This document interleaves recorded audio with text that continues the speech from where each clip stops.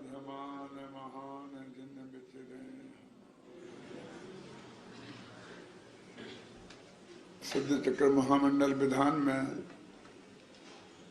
जयमालाओं के माध्यम से सिद्धों की स्तुति का प्रकरण चल रहा है। जिसे हम जयमाला बोलते हैं ना, जयमाला का अर्थ ही होता है कि जिनकी पूजन हमने की है उनके गुणों का स्तमन हम करें। छंदों में तो हमको ज्यादा अवसर मिलता नहीं है, दो लाइन के छंद होते हैं, 4 लाइन के भी हों तो कुछ बातें जलचंदन की महिमा में निकल जाती हैं, तो ज्यादा बात कहने का अवसर नहीं मिलता है। लेकिन जयमाला के माध्यम से हम उस चीज को प्रस्तुत करते हैं। और पहले जो हमारी देवसास गुरु की पूजन चलती थी उसमें भी देवसास गुरु के स्वरूप का ही वर्णन था जयमाला में। फिर जब युगल जी साहब ने पूजन बनाई तो उसमें उसके साथ में 12 भावनाएं भी उसमें रखी, और 12 भावनाएं रखने से देवशास्त्र गुरु का स्वरूप गौण हो गया और उसके वर्णन करने के लिए उतना अवकाश नहीं रहा, इसलिए वो स्पष्ट नहीं हो पाया। तो उसके 1 साल बाद ही जब मैंने पूजन लिखी देवशास्त्र गुरु की तो उसमें देवशास्त्र गुरु का स्वरूप स्पष्ट किया। यही उद्देश्य था कि इसमें जयमाला में देवशास्त्र गुरु का स्वरूप स्पष्ट हो जाना चाहिए। वो तो लंबी बात तो मैं नहीं करूंगा, लेकिन एक पंक्ति उसमें आती है, चलते फिरते सिद्धों से गुरु चरणों में शीश झुकाते हैं, हम चलें आपके कदमों पर नित्य ही भावना। उसकी छाया आपने अभी जयमाला जो अभी आपने 500 अर्घ चढ़ाए उसमें देखी। उस वक्त मेरे से प्रश्न किया गया था कि आप साधुओं को सिद्धों के समान कह रहे हैं, ये बात तो ठीक नहीं है। तो मैंने यही दिया था कि सिद्धचक विधान की 7वें दिन के जो अंतिम 100 अर्घ हैं उन अर्घों में साधु के लिए ये बात आती है, साधु सम सिद्ध अकंप विराजें। अभी आपने पढ़ा होगा ना, साधु सम सिद्ध अकंप विराजें, कि हमारे सिद्ध भगवान कैसे हैं कि साधुओं के समान हैं, अथवा सिद्ध साधु कैसे हैं जो सिद्धों के समान हैं। साधु सम सिद्ध, तो मैंने कहा साधुओं के लिए सिद्धों की उपमा कई बार संतराज ने 250 वर्ष पहले दी थी। आप जरा सोचो कि जो व्यक्ति साधुओं को सिद्धों की पंक्ति में रखकर देखता हो, पंक्ति में तो है ही ना नमोकार मंत्र में, लेकिन उन्हीं के रूप में ही देखता हो, उनके हृदय में साधुओं के प्रति कैसी भक्ति होगी। इसलिए मुझे ये बात वहां पसंद आई और मैंने देवसास गुरु की पूजन में वो बात रखी। एक चीज और आप अभी पढ़ रहे थे जिसमें ये भाव था, साधत निज आत्म सदा ज्ञान ध्यान लवलीन। क्या था कि साधु कौन है जो निरंतर आत्मा की साधना करते हैं। क्या थी वो पंक्ति, है किसी को याद है? क्या? हाँ, साधु भई शिव साधन हारे अघ मारे। साधु कने कहते हैं जो मोक्ष की साधना में 24 घंटे लगे रहे, जगत के उपकार में नहीं है, जगत के प्रपंचों में तो रहना ही नहीं चाहिए। साधु भये शिव साधन हारे, शिव माने मुक्ति की साधना करने वाले साधु हैं। इसलिए सिद्ध भगवान की पूजन करने के साथ हम उनकी भी पूजा करते हैं, क्योंकि वे आज के सिद्ध भगवान आज के सिद्ध हैं और वे कल के सिद्ध हैं। जिन सिद्धों की आप जो पूजन अभी कर रहे हैं, तो सिद्ध सलाह में जितने सिद्ध विराजमान है उन सभी की है कि किन्हीं को छोड़ दिया है? सोचना जरा गंभीरता से। सभी सिद्धों की है कि कुछ छोड़ दिए हैं, कुछ एक्स्ट्रा भी हैं है? अभी आप 8वें दिन की पूजन करेंगे, कल से ही शुरू होगी, तो उसमें आप ध्यान से देखना, अपनी वर्तमान 24 के नाम आए हैं और भूतकाल की 24 के नाम आए हैं और भविष्य काल की 24 के नाम भी आए हैं। माने महापद में जो तीर्थंकर अभी पहले नरक में है, राजा शरणक्य जी, वो भी भविष्य में होने वाले सिद्ध हैं और उनकी भी आप पूजन कर रहे हैं। ये आएगा उसमें। माने अकेले वो ही नहीं है नरक में, न मालूम भविष्य के तो अनंत सिद्ध है ना भविष्य में होने वाले, जिनमें हमारा और आपका भी नंबर है, होगा नहीं है ना? माने आप अपनी भी पूजन कर रहे हैं, अकेले किसी दूसरे की ही नहीं कर रहे हैं, क्योंकि त्रिकालवर्ती सिद्धों की पूजन है ना। तो अभी जो हैं, तो भविष्य वाले तो अभी वो सिद्ध सलाह में मौजूद नहीं है। तो जितने आज तक सिद्ध हुए हैं, अभी उससे अनंत गुण सिद्ध और होने वाले हैं, तो उतने की ही नहीं, जितने हैं उनसे अनंत गुण सिद्धों की पूजन हम अभी यहाँ कर रहे हैं। अब ये जयमाला है, कल से ही अपनी चर्चा चल रही थी कि आप में गुण तो बहुत हैं कि क्या गिनती करें, लेकिन हम तो अपनी भक्ति के वश, अपनी श्रद्धा से जो कुछ बनता है वो कह रहे हैं। शिव गुण श्रद्धा धार और भक्ति भाव है सार,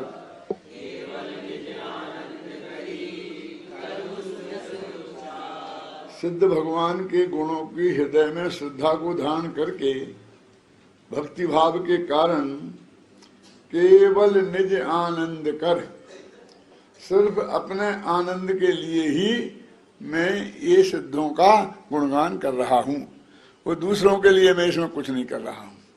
ठीक है, तुम्हें जज जाए तो ठीक है, नहीं जज जाए तो नहीं करना। हम तुम्हारे लिए, तुम गांव-गांव में सच्चर विधान करो, इसके लिए हमने सच्चर विधान बनाया है, ऐसा नहीं है।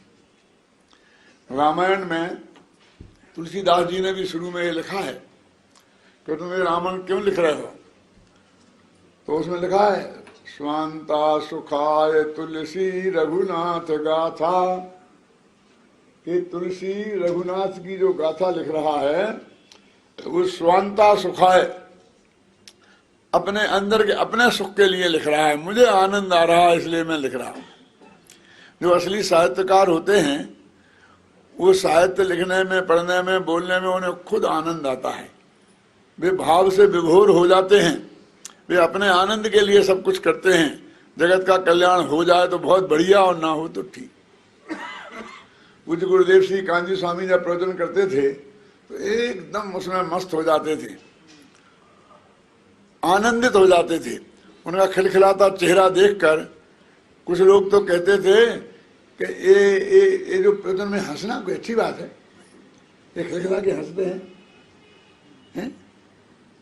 प्रवचन तो गंभीर चीज होती है, क्यों? ऐसा आरोप उन पर लगाते थे। तो प्रवचन कोई ऐसी चीज थोड़ी किसी का मजे का फेरा करने आए हैं। यदि प्रवचन में आनंद उत्पन्न करने वाली बात है तो आनंद अंदर में आएगा ना, और मन में आएगा तो चेहरे पर क्यों नहीं आएगा, वाणी में क्यों नहीं आएगा? आना चाहिए ना। वे अपना उसमें मग्न हैं, क्या गजब से, क्या गजब से। कभी कभी मैंने देखा कि एक भी पंक्ति पढ़ी नहीं और पहली पंक्ति से बोल रहे क्या गजब से, क्या गजब से। मैं कहा कुछ बोलो तो, क्या गजब हो गया, फिर करना गजब। तो वास्तव में क्या करते थे, जब वो प्रवचन करते थे तो उस विषय पर घंटों पहले से उसका अध्ययन मनन चिंतन करते थे। अब वो उनके दिमाग में घूमता रहता था, तो उसकी महिमा से भी इतने गदगद होते थे कि प्रवचन करने के पहले ही वो ये शब्द निकलते थे, तुम समझते हो शुरू हो रहा है, उनका कहाँ, उनका तो कभी से शुरू हो गया है ना।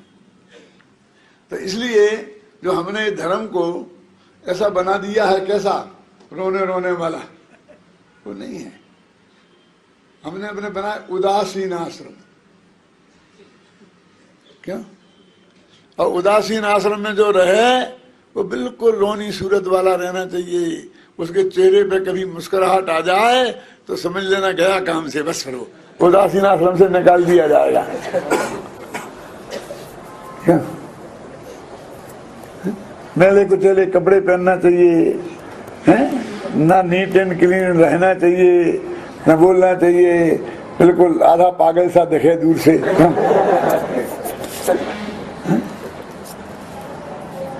ऐसा?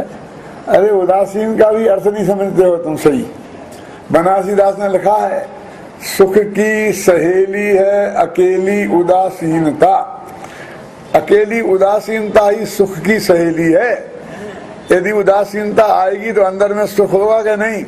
और सुख होगा, वो आनंद होगा, तो आनंद चेहरे पे आना चाहिए कि नहीं आना चाहिए? तो रोने का क्या काम है? उदासीन का मतलब होता है कि जगत से उठकर आत्मा में आसीन हो। आसीन है ना, आसीन माने बैठना। कहाँ बैठ के, कहाँ जमना, कहाँ रमना, और उठकर रमना। कहाँ से उठना? कि आज तक हम जगत में जम रहे हैं, रम रहे हैं, वहां से उठकर अपने आत्मा में जमना, रमना, उसका नाम है उदासीनता। एक प्रफुल्ल है, अंदर प्रसन्नता का चित्त का काम है। धर्म में देखो, जिसे अभी मजा नहीं आ रहा, आनंद नहीं आ रहा, उसे मोक्ष में जाए क्या आनंद आएगा? तो वो कहते हैं, मैं हे भगवान आपके गुणों का अनुवाद अपने केवल निज आनंद, आनंद लिखा ना कि मुझे आनंद आएगा, केवल निज आनंद कर, केवल ओनली, तुम्हारे लिए कुछ नहीं है। नहीं जैसे कहते साहब से बहुत गलती है, मैं सुधार देता हूँ। हमने अपने लिए बनाई, गलतियां रहने दे, तुम अपनी अलग बना लेना, कौन रोकता है तेरे को? तुम इतना बुद्धिमान है, इतना समझदार है कि हमारे से अच्छी गलतियां सुधार सकता है, अपनी बना ले अलग। कि साहब मैं बना नहीं सकता, मैं तो सिर्फ दूसरों की गलतियां निकाल सकता। मास्टर किसे कहते हैं जानते आप? जो जिंदगी भर दूसरों की गलतियां निकालते रहे। क्यों? उनके हाथ में एक लाल पेंसिल होती है, और जब वे बच्चों की कॉपियां जांचते हैं तो बिल्कुल चुपचाप रहती है, और जहां गलती दिखी वहां डंक जैसा मार, बिच्छू जैसा डंक मार देते हैं। क्यों? वो दूसरों की गलतियां निकालते हैं, जिनकी गलतियां निकालते हैं वे अगली साल अगली क्लास में चले जाते हैं, और वे उसी क्लास में रहते हैं। वे 10-10 साल में एक क्लास नहीं बढ़ते हैं, कभी कभी सारी जिंदगी उसी क्लास को पढ़ाते पढ़ाते निकल जाती है, और सैकड़ों विद्यार्थी आगे बढ़ जाते हैं। अपनी गलती निकालो तो आगे बढ़ोगे, दूसरों की गलतियां क्या निकालना? जय मदन कदन मन कारण नाश, जय शांति रूप निज सुख विलास, जय कपट सुबट बट करण सूर, जय शोभ शोभ मद दंभ चूर। देखो तो ऐसा किया करे कि घर पे बैठ के शांति से इसके अर्थ समझने की कोशिश करो, फिर देखो आप कितना अर्थ निकाल पाते हो। बहुत तो आप ही निकाल लोगे, और बाकी रहा सा पर हम निकालेंगे तो तुम्हारे दिमाग में वो बैठ जाएगा, जिंदगी भर याद रहेगा। क्या कह रहे हैं? हे भगवान तुम मदन कदन, तुम कामदेव का नाश करने वाले हो। क्या? मदन माने कामदेव, और कदन माने उसका नाश करने वाली है। और मन करण नाश, मन और करण माने इंद्रियां, तो 5 इंद्रियों और मन का नाश करने वाला। नाश माने 5 इंद्रियों और मन के माध्यम से जो भोग का भाव होता है उसका आप नाश करने वाले हैं। कैसे? जय मदन कदन मन करण नाश, जय शांति रूप। आप एकदम शांति स्वरूप हैं, और निज सुख विलास, अपने अतीन्द्रिय आनंद में विलास करते रहते हैं, पसंद करते, उसे भोगते रहते हैं। जय कपट शोभट पट करण सूर। आपने कपट रूपी सुभट, सुभट जानते हैं योद्धा, और पट करना जानते हैं चित्त करना। आपने कपट रूपी सुभट को पटकरण चित्त कर दिया है, इसलिए आप सूरवीर हैं, आप पहलवान हैं। आपने बराबर मैदान जीता है। अखाड़े में किसको लेना, कोई दूसरे पहलवान को जीतने की क्या होता है कि उसे यदि वो चित्त कर दे तो उस चित्त जिसे किया वो हार गया, वो चित्त करने वाला जीत गया, खत्म। क्यों? इतना यही नियम है ना। तो कहते हैं आपने इस अखाड़े में कपट रूपी सुभट को पट कर दिया, चित्त कर दिया, इसलिए आप सूरवीर हो। अकेले कपट को ही नहीं, कसाएं तो चार होती है ना। तो अगली पंक्ति में देखो क्या, जय लोभ और क्षोभ माने क्रोध और मद माने मान और दम्भ, इनका भी आपने चूरन कर दिया, बिल्कुल नष्ट कर दिया। तो रोई चारों कसाएं को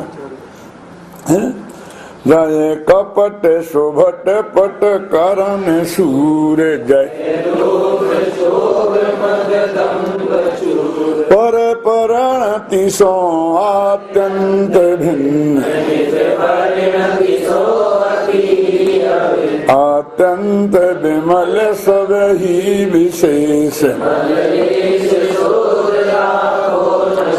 अब पर परिणति से अत्यंत भिन्न है, ये बिल्कुल साफ है ना।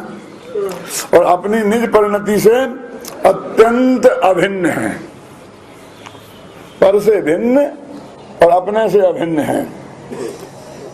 अत्यंत विमल सब ही विशेष, आपकी जितनी भी पर्याय हैं, विशेष माने पर्याय, वो अत्यंत विमल, उनमें रंज मात्र भी मेल नहीं रह गया, निर्मल हो गई हैं, है ना। मल श्लेष शोध राख्यो न शेष, रंच मात्र भी मल को आपने रहने नहीं दिया, सारे मल को शोध डाला। न शेष, शेष माने बाकी, यहाँ वो शेषनाग नहीं है, वो था ना शेष माने शेषनाग आया था ना एक जगह, कहाँ आया था, है पंक्तिया पहली जयमाल में आया था ना, दूसरी में से। चलो, मन दीप सार निर्वघन ज्योत, त्रैलोक शिखर राजत अखंड संपूर्ण। हे भगवान, आप मणि दीप हो। ये मणि दीप, मणि के दीपक में और अपन जो दीपक जलाते हैं घी का दीपक है, इसमें क्या फर्क है कि घी के दीपक में कुछ तकलीफें हैं। एक तो घी जलता है, मणि में कुछ जलता नहीं है, आखिर बहुत 200 रुपए किलो हो गया, कितना हो गया। फिर दूसरे उसमें धुआं निकलता है, फिर उसमें बाती की जरूरत है, बहुत बहुत तकलीफें हैं। लेकिन मणिदीप ऐसा होता है, ना धुआं निकलता है, ना कुछ खर्चा होता है, ना कुछ गड़बड़ नहीं होती है, ना तेल की जरूरत होती है। तो आप मणिदीप हैं। और जो वो दीपक की हवा ज्योति होती है ना, तो हवा चले तो बुझ जाती है, तो उसके लिए सुरक्षा प्रदान करनी पड़ती है। लेकिन जो मणि रूप का दीपक है, उसकी ज्योति कभी कितनी भी तूफान चले बुझती नहीं है, और स्वाभाविक नित्य उद्योत होत और स्वाभाविक रूप से निरंतर जलती रहती है। ऐसी चर्चा भक्तांबर महाकाव्य में, भक्ति काव्य में भगवान को कहा है, दीपो परत तुमसिनाथ जगत प्रकाशा, कि हे भगवान, तुम जगत का प्रकाश करने वाले अपर दीप हो। अपर दीप हो ना, अपर क्लास होती ना, जैसी दुनिया, उससे सर्वश्रेष्ठ दीपक हो। क्योंकि दुनिया के दीपक कैसे होते हैं, निर्धूम बरती रप बैल जित तैल पूरा, कृष्णम जगत त्रयनदम प्रकटी करोसी, गम्यो न जातु मरुताम चलता चलानाम, दीपो परत्वमसिनाथ जगत प्रकाशा। निर्धूम, जगत के दीपकों में धुआं निकलता है, तुम ऐसे दीपक हो के धुआं नहीं निकलता है ना। बरती रप वर्जित, उसमें बत्ती डालना पड़ती है, और तुम ऐसे दीपक हो गए बत्ती नहीं डालना पड़ती है। तेल पूरा, उसमें तेल भरना पड़ता है, लेकिन आप ऐसे दीपक हो जिसमें तेल नहीं भरना पड़ता है। निर्धूम बरती रप वर्जित तैल पूरा, और वो क्या है कि जलाओ, इतनी मेहनत करो, वो एक लिमिटेड एरिया को प्रकाशित करती है, और तुम सारी दुनिया को प्रकाशित करते हो। कृतस्नम जगत, तीन लोक के सारे स्थानों को प्रकटी करोसी, प्रकट करते हो। और यहाँ जरा सी हवा चले तो दीपक बुझ जाता है, और तुम प्रलय काल में जैसी आंधी आती है, गम्यो न जाति मरुताम अचला नाम चलाना, इन पर्वतों का नाम है अचल। क्यों है? क्योंकि ये चलायमान नहीं होते हैं। लेकिन ऐसे तूफान आए कि ये अचल पर्वत भी चलायमान हो जाएं। क्या कहते तो अचल हैं, लेकिन चलायमान हो जाएं तो भी तुम बुझते नहीं हो।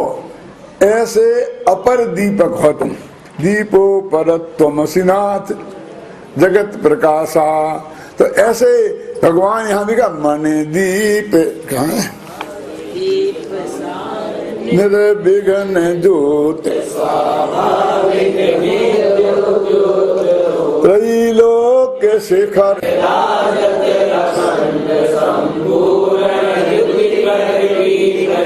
अब दीपक कहाँ कहाँ उजाला करता है? तो अब जिस कमरे में उजाला होती है उस कमरे में दीपक करता है, उजाला क्या नहीं करता। और कुछ लोग ये अजीब होते हैं ना, समझे ना, तो कमरे के दरवाजे पे दीपक रख देते हैं, तो वो कमरे में भी करता है और आंगन में भी करता है। आंगन तो समझते हैं ना, आजकल तो आंगन मांगन खत्म ही हो गया ना, है बोलते हैं उसे, बोलते हैं देहरी का दीपक। देहरी माने दिल्ली का नहीं, देहली का दीपक। देहली का दीपक का मतलब घर की देहरी पर रख दिया तो कमरे में भी उजेला और आंगन में भी उजेला। तो अभी हमको चाहिए, आजकल कुछ लोग या लोग होते हैं ना, लेटरिन और बाथरूम में थोड़ा सा जगह खाली करके वो एक लट्टू लगा देते हैं, उससे लेटरिन में भी उजेला और बाथरूम में भी। क्यों? दो नहीं लगाना पड़ेंगे। और तो अब जितना बड़ा हम बहुत तेज लट्टू लगाते हैं तो उतना ऊपर लगाते हैं ना, ये सारा जगत इसमें प्रकाशित हो जाए। तो भगवान तुम इतना महान दीपक हो कि त्रिलोक शिखर राजत, तुम्हें तीन लोक के ऊपर सिद्धसला में बैठे ना जाकर के, तो वो दीपक वहां क्यों रखे? तुम जाके बैठे, यहाँ कोने में क्यों नहीं बैठे? त्रैलोक शिखर राजत, तो ऐसे तुम दीपक हो तो तीन लोक के शिखर पर जाके तुमको रखा, तो तीनों लोकों में उजाला करोगे। त्रैलोक शिखर राजत अखंड, अखंड दीपक के बुझा नहीं कभी। क्यों जलाते ना अखंड दीपक? तो ऐसे अखंडों के अनंत काल तक जलते रहोगे, फिर कभी बुझने का नंबर नहीं आएगा। त्रैलोक शिखर राजत, अरे मुनि मन मंदिर को अंधकार,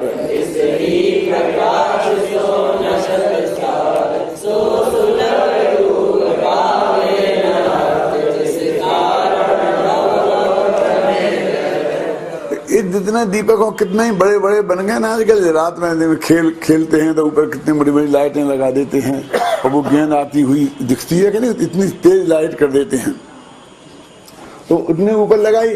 तो लेकिन ऐसा दीपक बताओ मुझे कोई आज तक कि जिस तुम्हारे हृदय में जो अज्ञान अंधकार है उसका उजेला कर देता हो, उस अंधकार को नष्ट कर देता हो, ऐसा दीपक कोई है ना। सूरज की ये विशेषता है कि जहां उसकी किरण जाती है वहां तो वो उजेला करता ही है, अंधकार का नाश करता ही है, लेकिन जहां किरण नहीं जाती है वहां भी करता है। यहाँ का भी उजेला नष्ट किया ना अंधकार, यहाँ तो किरण नहीं आई ना। और तलघर में चले जाओ तो वहां का भी, यानी तलघर में हम गए और हमें मालूम पड़ता है कि दिन है कि रात, इसका मतलब सूरज की किरण वहां पहुंची है, सूरज का उजेला वहां पहुंचा है ना। लेकिन वो सूरज किसी के मन में अंधकार हो तो उसका नाश नहीं कर सकता है, लेकिन तुम तो इतने महान हो कि हमारे तुम्हारे तो जाने दो, मुनियों के मन में कोई अंधकार हो। देखो, मुनि मन मंदिर को अंधकार लिखा है ना। एक जगह और आता है, मुनि मन समय वो ज्वलनी।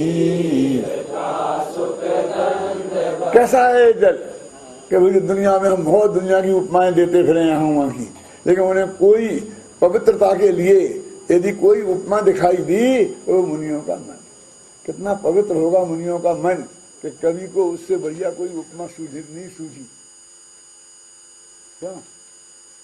और यहाँ भी उन्होंने कहा, मुनि मन मंदिर को अंधकार किस ही प्रकाश सो नसत सार।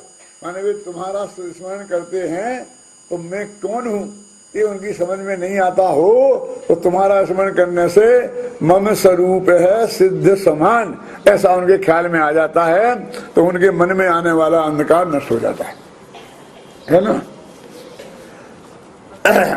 और जो लोग इसको सहज भाव से प्राप्त नहीं कर पाते हैं तब वे अनंत काल तक संसार में घूमते रहते हैं, है ना। जो सो सुलभ रूप पादेन अर्थ तिसकान भव ब्रह्मे अर्थ, जो अल्प काल में होत सिद्ध।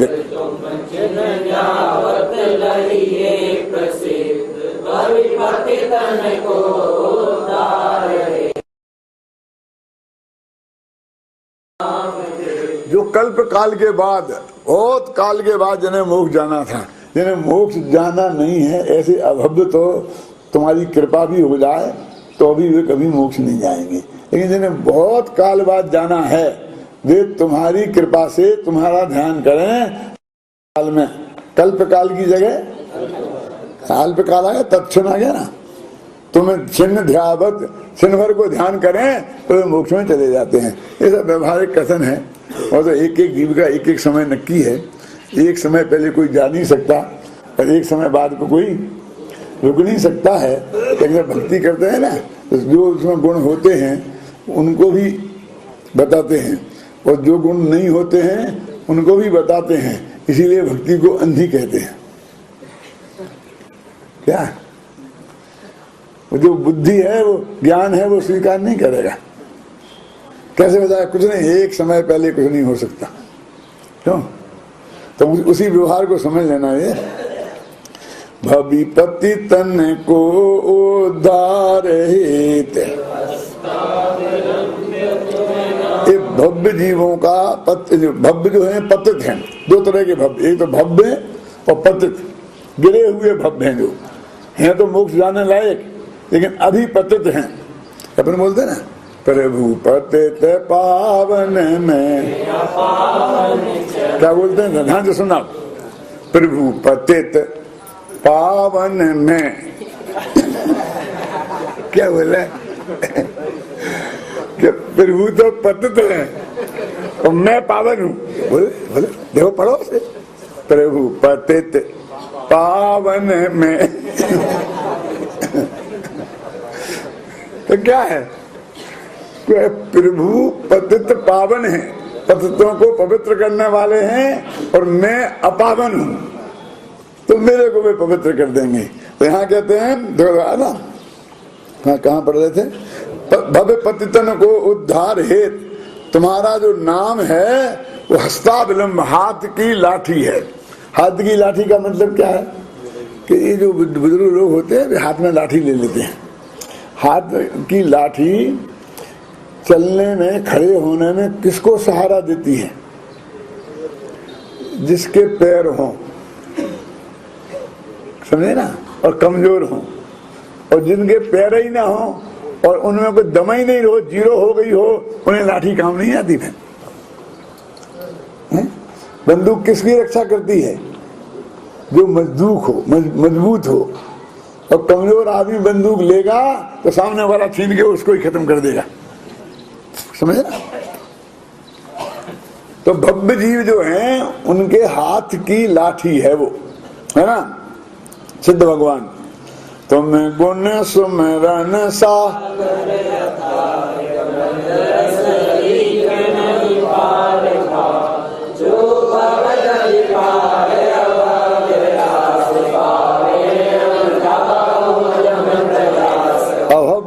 सन्यासी भवोदधि को, संसार रूपी समुद्र को पार करना चाहे तो उसके लिए कितना प्रयत्न करना चाहिए, कितना उद्यम मन पुरुषार्थ करना चाहिए, तो वो संसार समुद्र से पार हो जाएगी, है ना।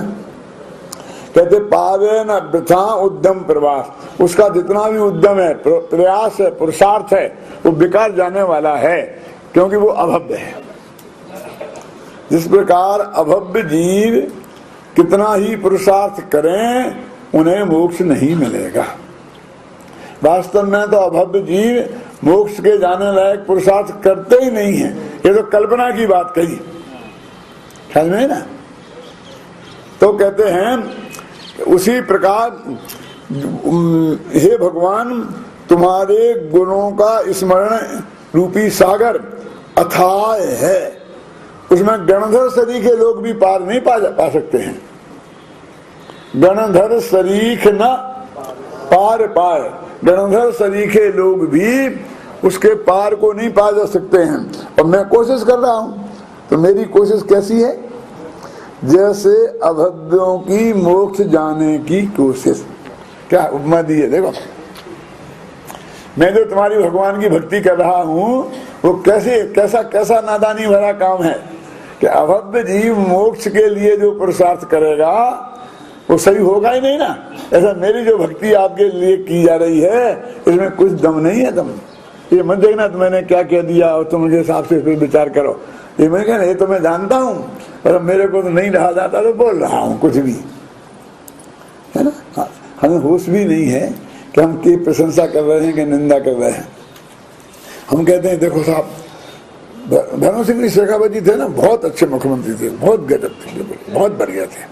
क्यों भैया क्या बढ़िया थे कि देखो मेडिकल कॉलेज में फर्स्ट डिवीजन से नीचे कोई भर्ती नहीं होता था, लंबी लंबी लाइन लग रही थी, और मेरा बच्चा तो सेकंड डिवीजन भी नहीं था ढंग से, थर्ड डिवीजन था। मैं उनके पास गया, सब बैठे रह गए और उन्होंने मेरे बड़े लड़के को भर्ती करा दिया। कितने महान थे, बोल अखबार में छपा दे राजस्थान पत्रिका में। ये उनकी निंदा है कि प्रशंसा है? इस मूर्ख को पता ही नहीं है कि ये निंदा कर रहा है कि प्रशंसा कर रहा है। अरे उन्होंने अच्छे अच्छे योग्य लड़कों की जगह नहीं करके और पक्षपात करके अयोग्य लड़के को भर्ती करा दिया, ये प्रशंसा योग्य बात है कि निंदा योग्य बात है? हमारा तुम्हारे हिसाब से दुनिया में अच्छा काम नहीं होता है। प्रशंसा तो वो होती कि साहब मैंने इतनी कोशिश की, सब बताया, इतने रुपया रखे उनके सामने, सिफारिशें लेके गया, लेकिन वो तस से मस नहीं हुए, ये होती प्रशंसा। तो क्यों ऐसा, इससे क्या लेना देना? भगवान तुमने ये कर दिया, तुमने ये कर दिया, ये कर दिया, ये सफेद झूठ क्यों बोलते हो भगवान के सामने? भगवान कहते मैं तो कुछ किया ही नहीं, ये नहीं हो कि भगवान कुछ करते ही नहीं है। क्यों हम ठोके जा रहे? द्रौपदी को चीरे बढ़ायो, सीता प्रति कमल रचायो, अंजन से किए अकामी। सीता के प्रति कमल लता दिया, किसने बताया था? कौन से भगवान की बात कर रहे तुमसे? आदिनाथ की कि महावीर की? एक बता दो मुझे नक्की, किसने किया था ये काम? यदि महावीर की बात करते हो तो जब सीता जी के पास संकट आया था तब महावीर थे ही नहीं, न मालूम कहां नरक निगोद में पड़ गए। द्रौपदी के समय भी नहीं थे। क्यों? एक नेमिनाथ भगवान के समय की घटना है, एक मुनि सुब्रतनाथ के समय की घटना है। एक ही आदमी दोनों काम कैसे कर सकता है? कि आदिनाथ ही, अब तो कोई चक्कर नहीं है कि वे मोक्ष चले गए थे और मोक्ष में से कोई यहाँ आता नहीं है और वहां जाने के बाद कुछ करता नहीं है। तो सफेद झूठ बोले जा रहे, शर्म नहीं आती तुम्हारे लिए? तो हमने थोड़ी हम पुराने कवियों से लड़ने की हमारी हिम्मत नहीं है। तो किसी का नाम नहीं लो, जैन धर्म में एक व्यवहार नाम का खाता है, वो भी जिसे बट्टा खाता बोलते हैं, जिसे भक्ति नाम का खाता है। देखो घबराना नहीं, उसमें ऐसी बातें कही जाती हैं तत्व ज्ञान की दृष्टि से उन्हें प्रमाण के रूप में पेश करने की जरूरत नहीं है।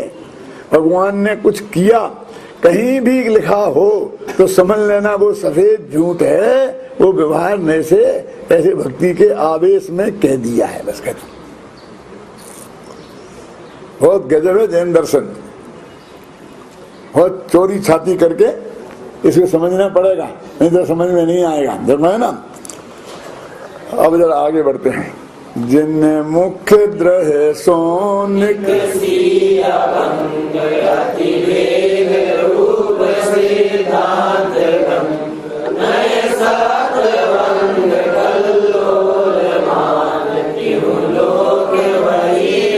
एक छंद और बोलो, एक छंद और बोलो, यहाँ बात खत्म नहीं हुई।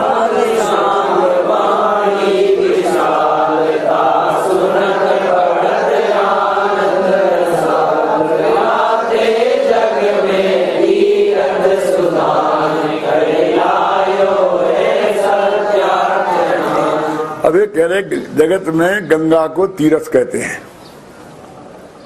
कहते हैं ना, जगत में गंगा को तीर्थ कहते हैं। तो गंगा को तीर्थ क्यों कहते हैं? जैन धर्म में उसमें क्या है? तो जैन धर्म में जिनवाणी को गंगा की उपमा दी गई है, कहाँ दी गई है? लिखते ना, वीर हिमाचल तन किसी मुख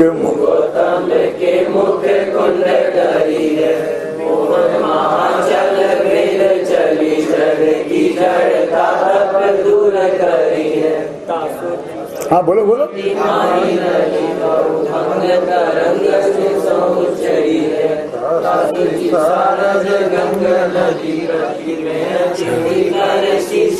सारद गंगे नदी, सारद माने जिनवाणी, वो गंगा नदी है। अब वो कहते गंगा नदी जो हिमालय से निकली, तो कहते भगवान महावीर के मुख रूपी हिमालय से निकली। हिमालय अपने यहाँ जो गंगा नदी निकली ना, शास्त्र वाली गंगा, जी आज की हिमालय वाली नहीं, वो कहाँ से निकली है? हिमवान नाम के पर्वत से। हिमालय ही हो गया ना, पहला पर्वत है हिमवन नाम का पर्वत, और उस पे तालाब हृदय, हृदय बोलते हैं, बोलो सुतत्वा सुत पद्म महापद्म तिंगित केसरी हृदय, हृदय हृदय माने तालाब। तो देखो इसमें पढ़ो, देखो इसमें लिखा है, वही हृदय लिखा है। जिनने मुख द्रय, द्रय माने हृदय है ना, जिनके जिनेन्द्र भगवान के मुख रूपी तालाब से निकली है। और अभंग, इसमें एक टेढ़ा नहीं है, ज्यादा सीधी निकली।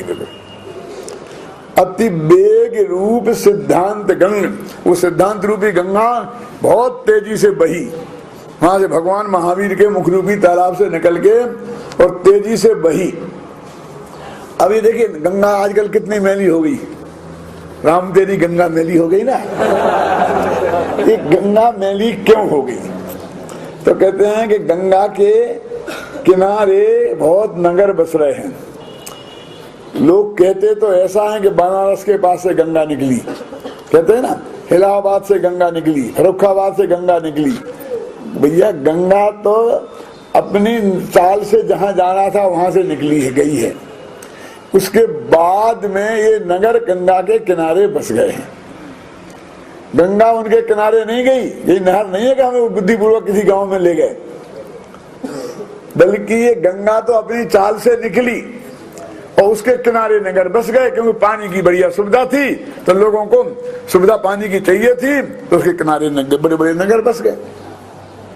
बनारस के पास से गंगा नहीं निकली, गंगा के किनारे बनारस बसा है। समझ में ना पहली बात तो है? अब जो बड़े बड़े नगर बस गए, तो ये तो नियम है कि पानी हमेशा निचली भूमि पर रहता है, तो उनके किनारे पे बसे, तो वहां से पानी बह के सारा पानी कहाँ गंगा ही में तो जाएगा। तो वे सारी नलियां, सारी गंदगी, किनारे पे बसे हुए लोगों की गंदगी, तो बह बह के नालियों के माध्यम से गंगा में गिरती है, तो गंगा मैली हो जाती है। अब समझ लो कि वहां से गंगोत्री से निकली, वहां गंगा का पानी देखो कितना साफ होता है, नीट एंड क्लीन। और फिर बंगाल की खाड़ी में जाते जाते क्या हालत हो जाती है ना। अब वो गंगा की धारा वहां से निकली, तो वो गंगा की धारा पवित्र वहां तो है, लेकिन बाद में जो बीच बीच में लोगों ने गंदगी डाल दी, तो अब तो वो अपवित्र हो गई ना, कि हाँ वो तो गई, लेकिन एक इंतजाम प्रकृति ने उसमें किया है। क्या इंतजाम किया है? कि हमेशा पानी में लहरें उठती रहती हैं। तो वो क्या करती हैं लहरें कि जो शहरों की गंदगी आती है तो उसमें बहुत सी गंदगी को जो वजनदार होती है नीचे जमा देती हैं, बहुत जो हल्की गंदगी होती है उसे किनारे पर फेंक देती हैं। इस तरह बीच गंगा की जो धारा है वो पवित्र बनी रहती है। क्या किनारे किनारे पर गंदी दिखेगी क्योंकि शहर की नालियां पड़ती हैं, तो वजनदार गंदगी को नीचे जमा देती हैं वो लहरें और उसको फेंक देती हैं। तो इस तरह वो गंगा पवित्र रहती है। तो की वाणी रूपी गंगा 2500 वर्ष पहले निकली थी और गौतम मुख के कुंड से निकलती अब यहाँ बीच में बहुत रागी देसी जीवों के बीच में से पास हुई। उसके किनारे बसते हैं ना रागी देसी जीव, और उन्होंने उल्टी सीधी गप्पें अपने नाम लिखकर महावीर के नाम पर छोड़ दी। महावीर ने ऐसा कहा था। मैं पंडित टोडामल पर रिसर्च कर रहा था तो मैं उदयपुर गया, तो उदयपुर में एक किताब मिली मुझे, बहुत पुरानी छपी थी कि एकदम जर्जर थी। उसका नाम था मिथ्यात्व खंडन। और मिथ्यात्व खंडन नामक किताब में मैंने पढ़ा तो वो यहीं से शुरू होती हैं सब किताबें कि एक जम्बूदीप दीपन में सार भरत क्षेत्रता में सुखकार एक समय बेपोला चल तीर समूह शरण आयो महावीर। तो राजा शरण गए और उन्होंने पूछा महाराज आज तो मुझे धन्य कुमार की कहानी सुननी है। और महाराज ने सुनानी शुरू कर दी। हर जगह हर कहानियों में ऐसा लिखा होगा। उसमें क्या लिखा था कि राजा शरणिक ने पूछा कि इस पंचम काल में इतने बरस बाद मिथ्यात्व का प्रचार कौन करेगा।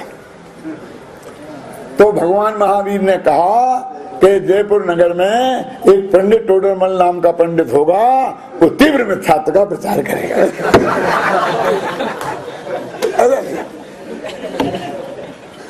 जो कुछ भी अपन को ठोकना हो ठोको, और एक कह दो कि राजा सैनिक ने पूछा था और भगवान महावीर ने कहा था। और देखिए वो कहानी किससे, जो हर कहानी यहाँ से शुरू होती है, जहां से भट्टारकों ने हजारों कहानियां लिखी, तो पढ़ा है पूरा कथा साहित्य, समझे ना।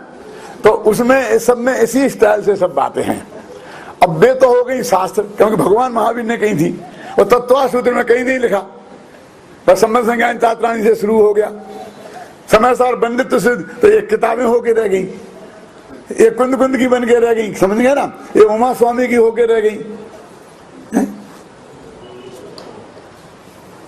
हमने 7 तत्व 6 द्रव्य की अपनी बात अपनी तरफ से लिख दी तो हमारी बन के रह गई। तो जो असली शास्त्र थे वो तो किताबें बन के रह गई। फिर हमने क्या किया, रोजीना पाठ करने के लिए गुटके में छपा दिए छोटे छोटे और जेब में रख लें। ये तो गुटका बन के रह गए और बे वो हस्तलिखित और ऐसे वे शास्त्र हो गए। क्यों? तो अब इसमें ऐसा ही हुआ होगा। भगवान महावीर से लेके आज तक कितने गंदे लोगों ने अपनी गंदगी जिनवाणी माता में डाल दी होगी। तो हम आज कैसे माने कि जो तुम कह रहे हो वो भगवान महावीर की बात है और जो बगल पड़ोसी कह रहा है वो बात नहीं है। ये सबसे बढ़िया प्रश्न है सारे विश्व के सामने, इसमें बहुत चर्चा हुई है। संत राम जी ने उसका जवाब दिया कि पढ़ते इसी में पढ़ते हैं। देखो, जिन मुख द्रह सोन के सी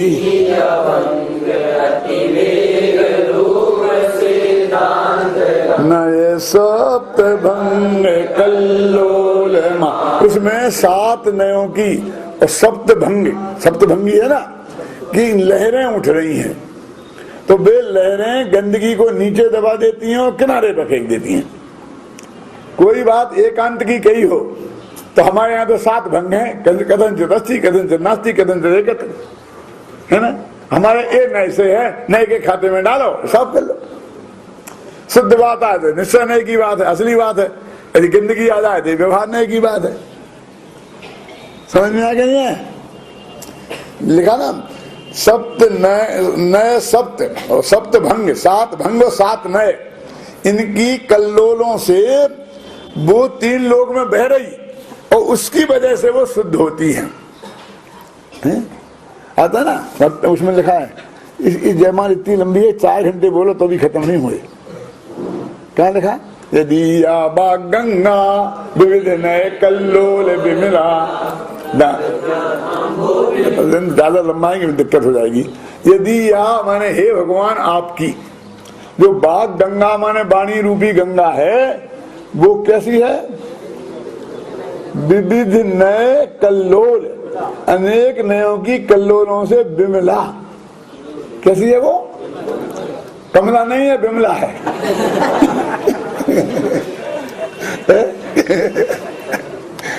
विमला, विमला का मतलब समझे ना?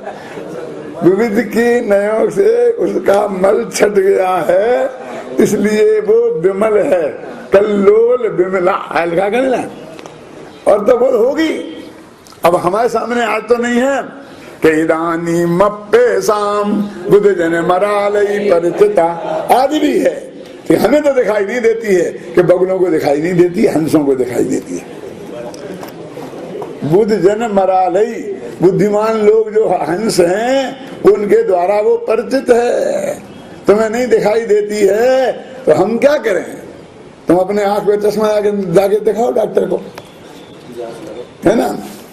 क्या हो गई? तो नए सप्तभंग कल्लोलमान हो गई ना। अब आगे सुद्वादशांग बाणी विषा, तो वो आनंद आता, सुनते हैं पढ़ते हैं तो। ताते जग तीरथ, इसलिए गंगा को तीर्थ कहते हैं। ताते जग में तीरथ सुधाम कहलायो है सत्यार्थ नाम, इसलिए उस गंगा को तीर्थ कहते हैं। तुम्हारी जिनवाणी रूपी गंगा को हम तीर्थ कहते हैं। देव शास्त्र गुरु में शास्त्र है ना, सो तुम ही सो है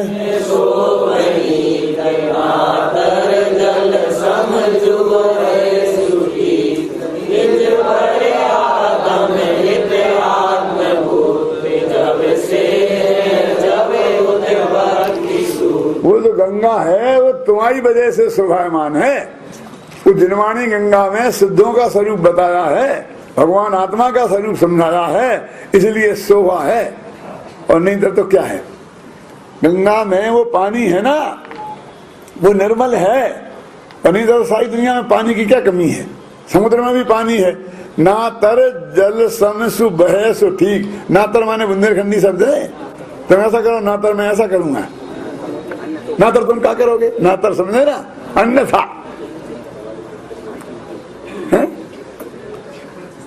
पानी बहता है, जैसे गंगा का भी पानी बहे। नातर जल सम सु बहे सु ठीक, बहता है, ठीक है, हम क्या करें?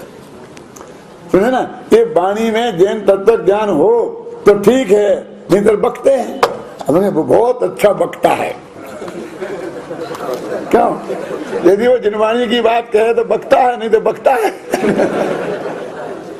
आगे ना, निज पर हित, अपना और पर, ये दोनों का हित करने में वो आत्मभूत है। लक्षण 2 प्रकार के होते हैं, आत्मभूत और आत्मभूत, सच्चा है ना। जब से है जग उत्पत्ति, जब से वो हुआ है मैंने, तब से ही वो आत्मा और पर के कल्याण के कारण है। जो महासीत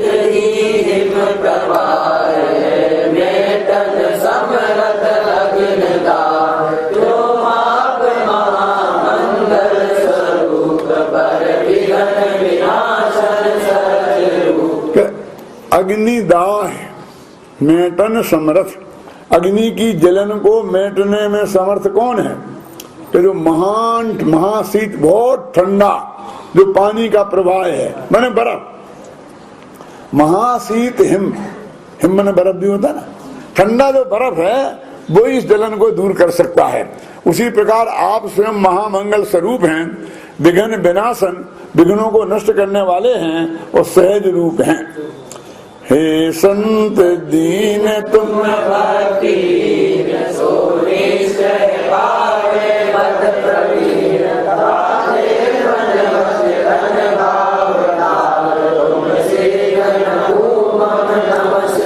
संत कवि कहते हैं कि जो व्यक्ति दीन भी हो लेकिन तुम्हारी भक्ति में लीन होगा, माने तुम्हारा स्वरूप समझकर तुम्हारी भक्ति में लीन होगा तो निश्चय से वो प्रवीण पद माने मुक्ति पद की प्राप्ति करेगा। इसलिए मैं मन वचन काहे से भावों को धारण करके हे सिद्ध तुम्हें नमस्कार करता हूँ। जो तुम्हें ध्यावे भाव सो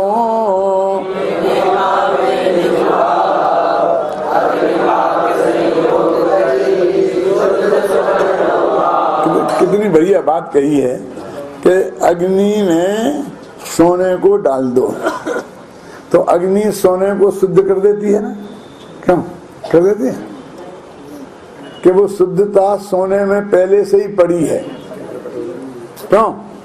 अग्नि के संयोग से सोना जो पहले से ही शुद्ध है वो प्रकट रूप पर्याय में शुद्ध हो जाता है। मान अग्नि ने उसमें शुद्धता नहीं लाई। यदि वो सोना पहले से शुद्ध नहीं होता तो शुद्ध नहीं होता। तो अग्नि पाक संयोग, अग्नि के पकाने के संयोग से शुद्ध स्वर्ण उपाम सोना शुद्ध हो जाता है।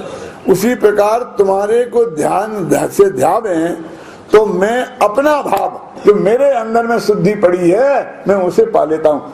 तुम्हारा कुछ जाने वाला नहीं है।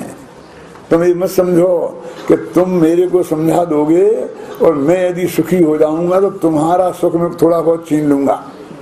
वो तुम्हारा पूरा सुख तुम्हारे पास रहेगा। वो जो मेरे को सुख मिलेगा वो मेरे अंदर जो सुख का कंद आत्मा है वो उसमें से मिलने वाला है। ऐसा लोक में होता है ना, बहुत पंडित लोग आपको बेवकूफ बनाते हैं। घबराना नहीं, क्या कहता हूं मैं। आप हमारी संस्था को दान दोगे तो आपकी दिन दूनी रात चौगनी बढ़ेगी। अब मेरी समझ में नहीं आता, मैं मूर्ख पंडित हूं ना। आपने 1 लाख रुपया हमें दिए तो आप बढ़ेंगे कैसे? 1 लाख घटेंगे आपकी रोकड़ में से। मेरी समझ में तो ये आता है। घबराना नहीं। ऐसी बात कहने वाला एक ही पंडित मिला है दुनिया में। तुम 2-4 मत दो, कभी तुम्हारे सामने हाथ खोल के आएगा नहीं है। यदि आएगा तो ये नहीं कह सकेगा फिर। तो घटते हैं, बढ़ते कहाँ हैं? बुद्धू बनाते हैं।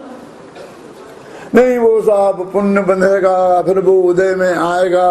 और उसमें कितने कितने चक्कर हैं। यदि तेरे को उसमें अभिमान नहीं होगा, तूने बहुत पवित्र भाव से दिया होगा तो बंधेगा कि नहीं बंधेगा कोई ठिकाना नहीं। फिर कब उदय में आएगा और कब मिलेगा? क्यों? अगले भव में, दूसरे भव में, अगले भव में मोक्ष चला गया तो क्या मिलेगा? और नरक में चला गया तो कहाँ मिलेगा? वो सारा पुण्य पाप रूप संक्रमित हो जाता है नरक में, चला जाता है ना बीज वाला। यदि कहोगे तो कौन देगा? नहीं देगा तो नहीं देगा। सत्य नहीं बताएंगे दिनवाणी में जो बात है। क्यों? तो वो कहते हैं देगा, अरे इतना मिलेगा इतना। तो हम कहते हैं कि यदि ये चीज अच्छी है, हम चौगनी मिलेगी ना, इसीलिए देने को बोलते हो ना, तो हम दें क्यों? अब हम तो ये चीज अच्छी नहीं है ये जान के त्यागते हैं ना। क्यों? तो हमें चौगनी मिले तो हम तो फिर चौगनी, इससे तो अच्छा है देवे ही नहीं। क्यों? इतने से ही हम नहीं निपट पा रहे। देखो क्या कहते हैं, देखो यहाँ एक कानी कलूटी पत्नी का त्याग कर दोगे, ब्रह्मचर्य ले लोगे तो देव जाके होगे तो कम से कम 32 देवांगनाएं तो गारंटी से मिलेंगी।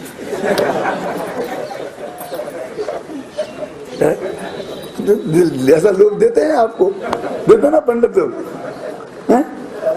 तो मैं पूछता हूँ कि अभी एक से ही परेशान है और कम से कम तलाक की व्यवस्था तो है और मरने पे तो छुटकारा मिलेगा। वहां देव गति में फंस गए तो कम से कम 32 से एक को भी तलाक नहीं दे सकते और अनंत सैकड़ों वर्ष, लाखों वर्ष, सागरों पर्यंत उससे बच भी मर के भी छुटकारा नहीं है। यहाँ बहुत परेशान होंगे तो जहर खा के मर जाएंगे। वहां जहर खा के मर भी नहीं सकते। क्या पत्नियां प्राप्त करने के लिए पत्नी को छोड़ना?